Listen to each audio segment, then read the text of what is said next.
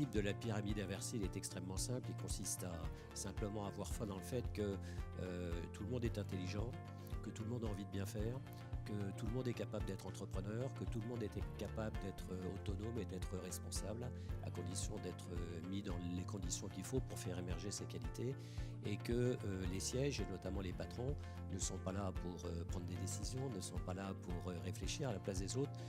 Ils ne sont là que pour créer les conditions permettant à tous ces gens qui ont ces capacités de devenir autonomes et responsables, de grandir dans cette capacité d'autonomie et de responsabilité.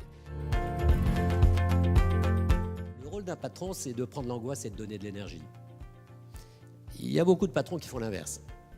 Ils vous pompent votre énergie et ils vous refilent leur angoisse. Bon, non, le vrai rôle d'un patron, c'est je prends l'angoisse et je donne l'énergie. Sont donc mis en position d'exprimer de façon quotidienne leur capacité entrepreneuriale, jouissant d'une très grande liberté, jouissant évidemment d'un très grand droit à l'erreur, d'où les herbes folles sur lesquelles je reviendrai en vous donnant un exemple.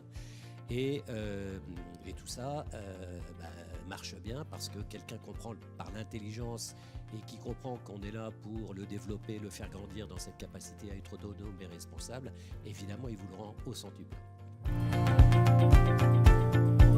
Cette décentralisation, outre le fait que ça libère l'énergie entrepreneuriale d'un grand nombre de gens, ça permet de grandir sans grossir, c'est-à-dire d'acheter, d'acquérir et d'accueillir, c'est ça qui est plus difficile, tout un tas d'entreprises où on en rachète entre 30 et 40 par an à peu près, alors parfois des toutes petites et puis parfois des beaucoup plus grosses.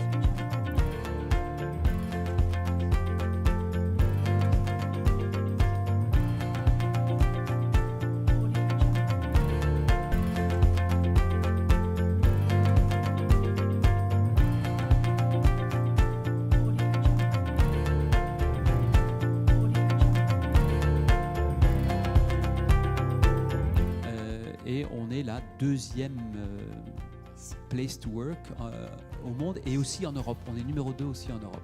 Alors, qu'est-ce qui fait une great place to work ou comment pouvons-nous nous assurer de cette culture d'entreprise, etc. Ces valeurs que l'on a définies comme très importantes pour Adecco.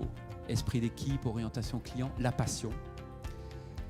Parce que je crois fortement qu'il n'y a pas de performance extraordinaire sans une passion. Sens des responsabilités aussi pour nous.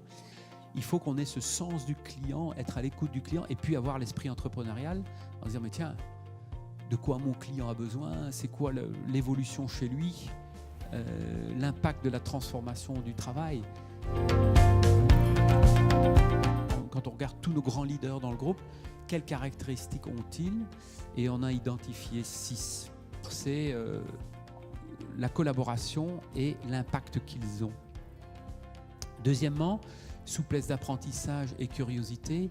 Planification et jugement stratégique, ça c'est toujours... c'est des classiques, leader d'équipe. Et puis être un moteur de performance financière et pour l'innovation.